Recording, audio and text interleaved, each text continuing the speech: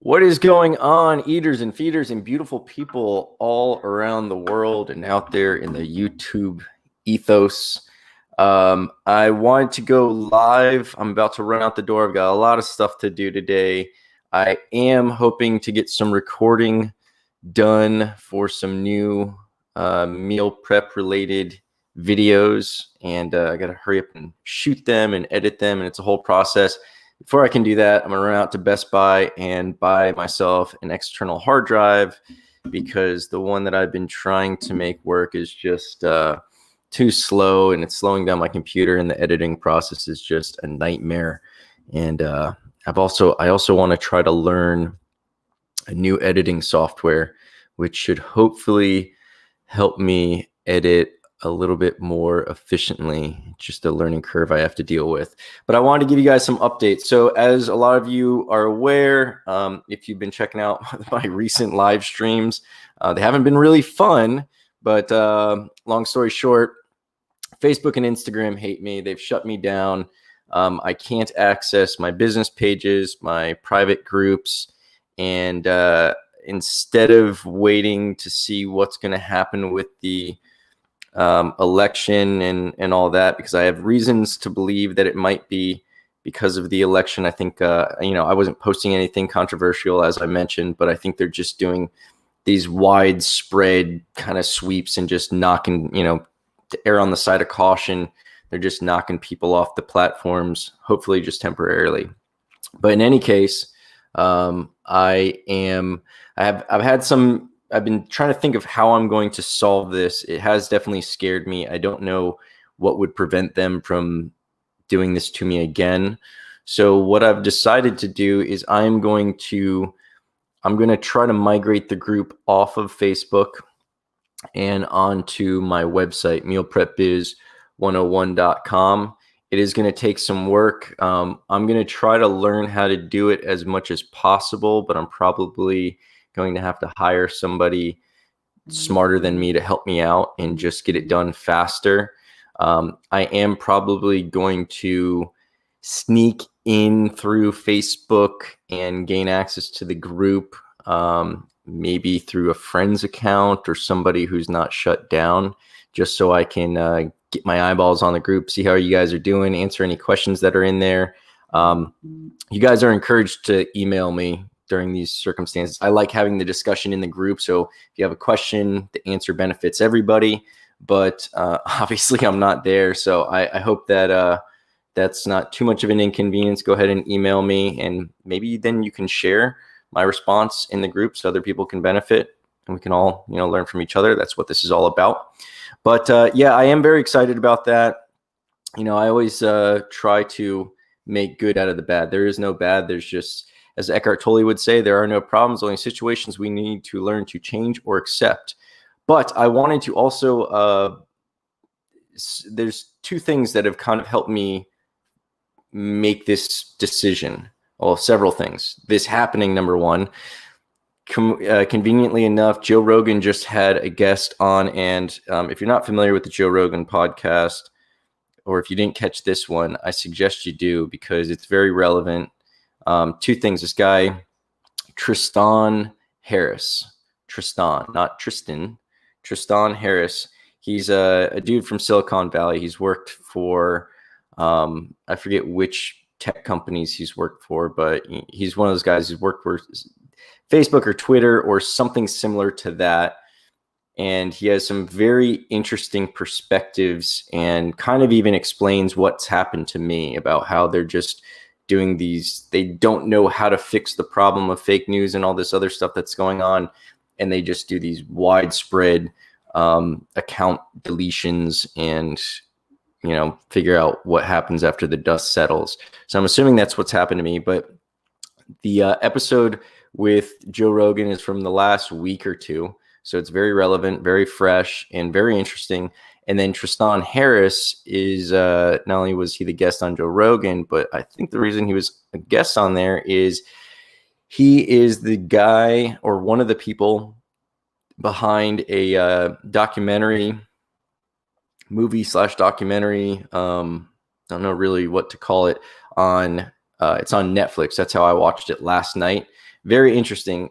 It's basically about how social media and big tech is how it's impacting society, how it's kind of a genie out of the bottle or cat's out of the bag or Pandora's box is opened kind of situation where even the people who are in control of the algorithms and everything aren't even really sure how the algorithm and the AI works, but they know that it is affecting our day-to-day lives and the addictions to social media and our phones and notifications and emails and how all this stuff is affecting society and basically our caveman brains that are millennia years old are now being manipulated by this technology that is really designed not necessarily with nefarious intents, but it's definitely resulting in stuff that's not in our best interest.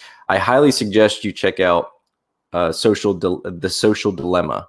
Again, it's on Netflix. I don't know if it's anywhere else. I watched it on Netflix. I would love to give you my Netflix password if you don't have Netflix, but I know that's a big no-no. So figure it out. Even if it was $8 a month, it's worth it. I highly suggest it. Maybe it's on Amazon and you can just get that, or maybe YouTube has it. I don't know. I know everyone's got movies now, but it's The Social Dilemma. I highly suggest you check that out.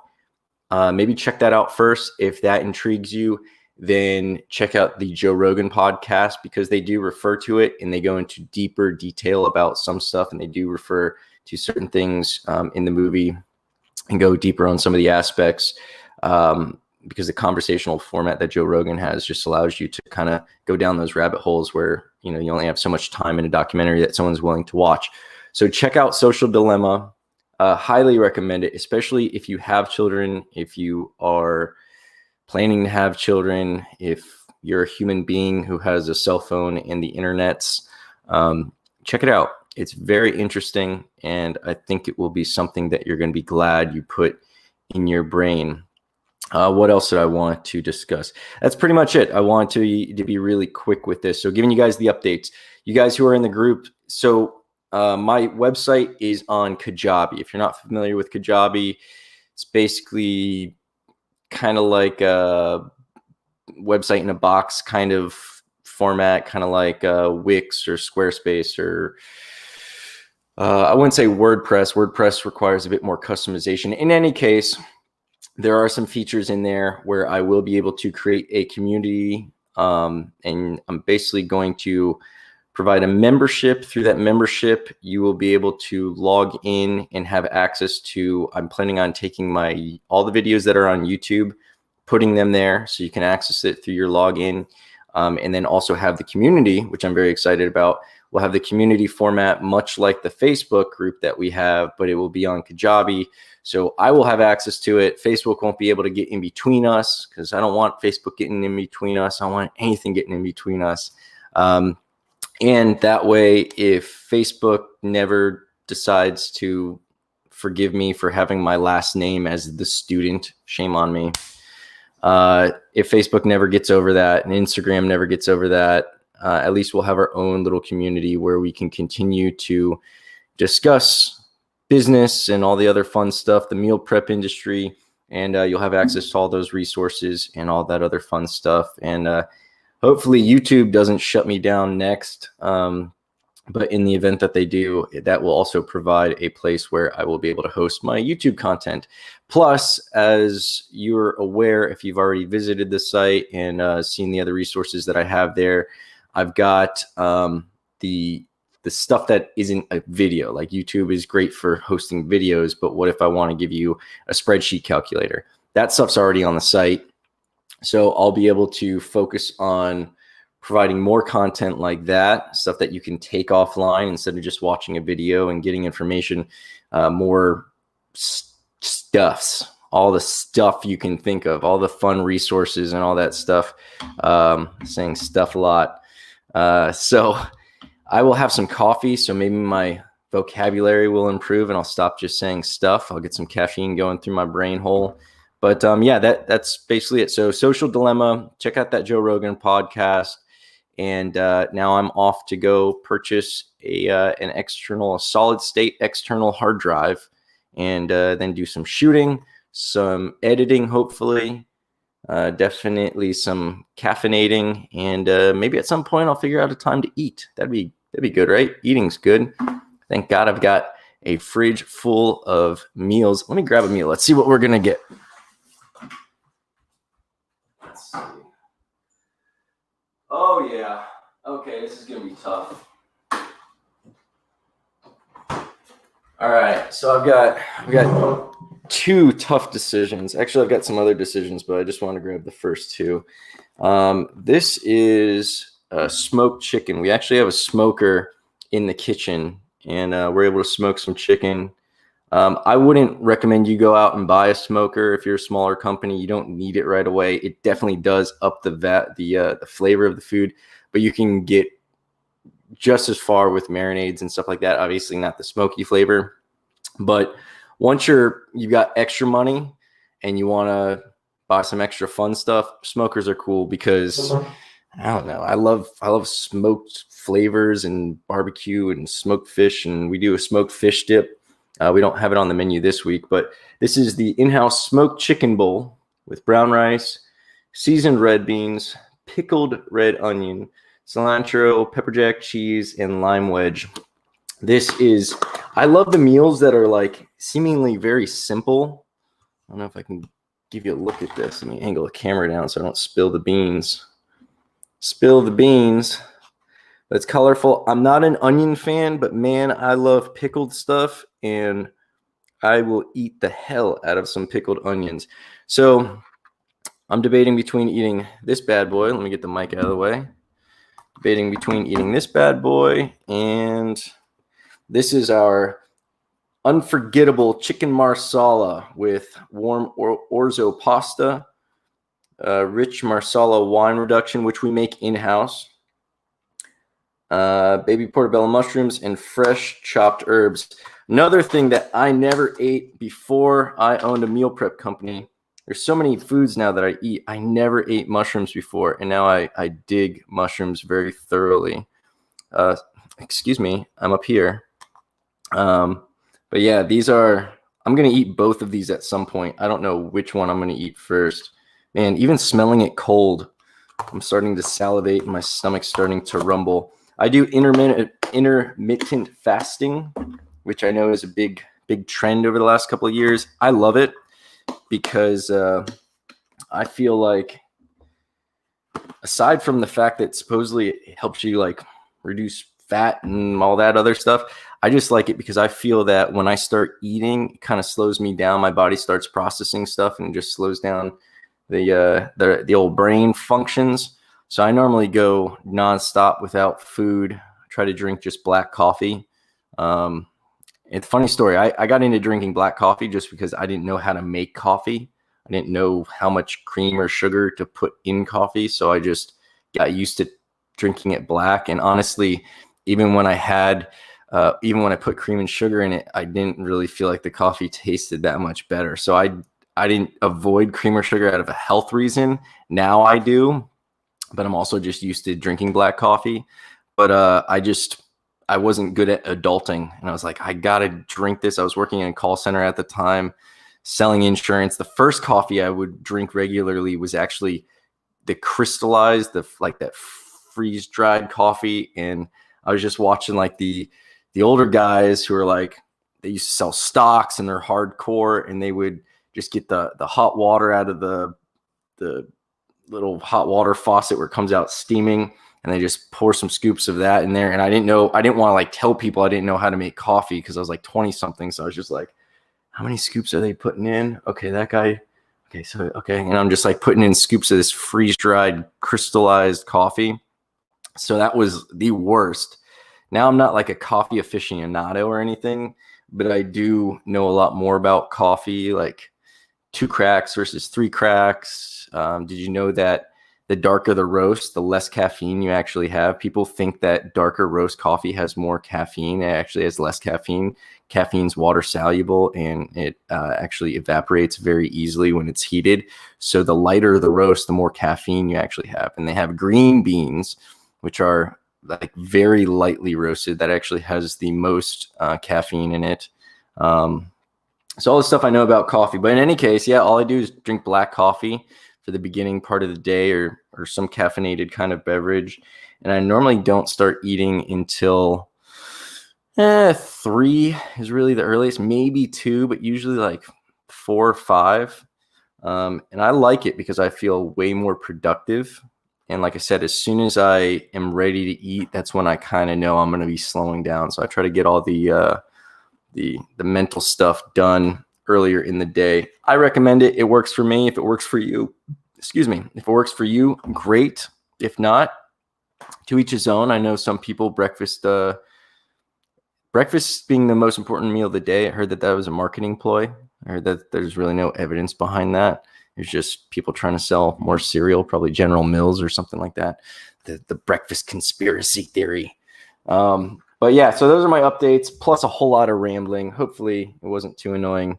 But yeah, I highly recommend you checking out that movie, that episode. And if you're in the market for a 1 terabyte solid state external hard drive, I did my research. Samsung and SanDisk seem to have the best bang for the buck, highest speed rate, and all this other jazz. I'm going with the SanDisk Extreme Pro just because it's got like a body on it where, like, if I drop it, I feel like it's gonna probably take the hit a bit better. But it was like really close between Samsung and the SanDisk. So there we go. We covered everything you wanted. I'm sure you guys were wondering what was going on with Kajabi and what Kajabi is. I'm sure you guys were like, what external hard drive should I buy? So I answered all your questions this beautiful Sunday. Actually, it's raining here in sunny South Florida. We've got a hurricane, or I don't know if it's a hurricane or down to a storm, but it's looking at us. It doesn't look like it's coming to us, but it's definitely giving us a hard look, and we're getting some feeder bands. But little rain never hurt nobody. But yeah, thanks for listening to the rambles. I'm excited about those updates. I kind of just formulated this stuff yesterday. It's kind of a way of me giving Facebook a subtle middle finger and gaining some independence and making it so that, like I said before, there's fewer things that will come between me and you guys, and being able to make sure I'm providing an environment of education, learning, and sharing for you guys consistently. So rock on, enjoy your Sundays. I know a lot of you guys are prepping right now, so you'll probably see this later. Prep on. A lot of you probably have deliveries tonight, so you guys are going to be hitting that caffeine. I suggest cold brew. Cold brew has less. Here's another fun thing about coffee. Cold brew, when it's done right, it's actually got more caffeine and it's less bitter than typical black coffee. So a lot of people, my fiance even, she hates drinking coffee unless it has a crazy amount of stevia and cream in it. But I've gotten her to actually appreciate some cold brew, black cold brew, because it doesn't have as much of that bitter. That bitter flavor in coffee is actually from an oil that's in coffee. When you don't apply the heat to the coffee, less of that oil leaves the bean, because obviously when we apply heat to oil, it thins out and it leaves the bean a bit more easily, and it's left in what you're drinking, and that's where you get that bitter flavor. So another reason cold brew is awesome is you don't have to put as much cream and sugar and all that bad stuff that gives you diabetes. And there we go. Just going over everything today. But yeah. Oh, I also want to read this quote to you that Tristan Harris read during Joe Rogan's podcast. I thought it was very pertinent. And for those of you who aren't familiar with the book 1984 by George Orwell, it's a good read. And then there's also Brave New World, which was Aldous Huxley, I believe, wrote that. This is a quote by another gentleman, Neil Postman, and he refers to both 1984 and A Brave New World in this. I'm not going to go into what those books are about, but it's basically 1984 is referenced a lot recently because it's talking about the manipulation of information and how everything's kind of controlled by Big Brother. And that's kind of how I've been feeling lately with my social media being shut down and us being watched, and there's all this fake news and all this other stuff. So in any case, here's the opening quote to Neil Postman's book that he wrote in, I think, 1980 or 1982. And again, it's referencing those other two books. 1984, a very good book to read. My mom was a teacher. So here's the quote. "We were keeping our eye on 1984. When the year came and the prophecy didn't, thoughtful Americans sang softly in praise of themselves. The roots of liberal democracy had held. Wherever else the terror had happened, we, at least, had not been visited by the Orwellian nightmares. But we had forgotten that alongside Orwell's dark vision, there was another, slightly older, slightly less well-known, equally chilling, Aldous Huxley's Brave New World. Contrary to the common belief, even among the educated, Huxley and Orwell did not prophesy the same thing. Orwell warns that we will be overcome by an externally imposed oppression. But in Huxley's vision, no big brother is required to deprive people of their autonomy, maturity, and history. As he saw it, people will come to love their oppression, to adore the technologies that undo their capacities to think. What Orwell feared were those who would ban books. What Huxley feared was that there would be no reason to ban a book, for there would be no one who wanted to read one.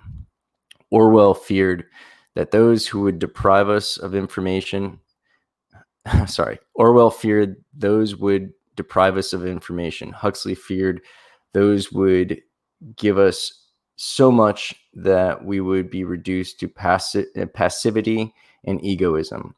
Orwell feared that the truth would be concealed from us. Huxley feared that the truth would be drowned in a sea of irrelevance.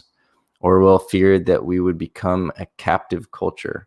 Huxley feared that we would become a trivial culture, preoccupied with some equivalent of the feelies, the orgy-porgy, and the centrifugal bumble puppy. I don't know what that means. As Huxley remarked in Brave New World Revisited, the civil libertarians and rationalists who were ever on the alert to oppose tyranny failed to take into account man's almost infinite appetite for distractions. In 1984, Huxley added, "People are controlled by inflicting pain. In Brave New World, they are controlled by inflicting pleasure." In short, Orwell feared that we would hate. In short, Orwell feared that what we hate will ruin us. Huxley feared that what we love will ruin us. So reflect on that. I think it's very poignant to the times that we're going through. I mentioned in the last video, I've had these conversations with people where I express my opinion that information went from being very rare in the past to now being too common. There's too much information. We're overwhelmed by it. And now it goes from the strength in the past was your ability to memorize things because information was few and far between. It was found in books and limited to what you could access, which was limited to your physical proximity to that information. Now we've got all the information we need right here in the palm of our hand, in our pocket, and there's too much information. It's hard for us to discern what is truth and what is not, and it's fed to us. So we are losing this desire and this muscle needed to seek information and to decipher what is truth. We've never had to do this before. Our brains have never had to figure out, is this compelling article truth, or is this compelling article truth? And now it's too easy for us to just accept the first headline we see. A lot of people, we're lazy. We see a headline, we form an opinion based on what that headline says. We don't even read the article, let alone look to find a counter narrative to that article. And with in the context of the Social Dilemma movie, which I highly recommend you watch, they talk about these echo chambers that are formed, and you see how people are radicalized because they go down these rabbit holes where the algorithm is just trying to keep your attention, So it's going to feed you more of whatever you watched, even if that slightly brings you more and more fringed opinions, and it doesn't introduce a counter narrative, because that the algorithm recognizes that that might cut off your attention. You might stop watching. You might put your phone down. That's not what the algorithm wants, because the algorithm is trying to show you as many ads as possible, because we have all these free social media platforms, and they are funded by the advertisers, since we're not paying for them, right? That's why, YouTube has a premium channel, and if you pay for YouTube Premium, you don't. Same thing with Spotify and everything. You could pay for the premium, and then you don't have to listen to the ads. Otherwise, you have to listen to the ads, and they want to keep your attention. One interesting quote is, I forget who said this, but they reference it in the movie. If you're not paying for the product, you are the product. Think about that. So, namaste. Have a blessed day. And drink good coffee, eat good food, reach out to somebody and tell them you love them and appreciate them. Rock on.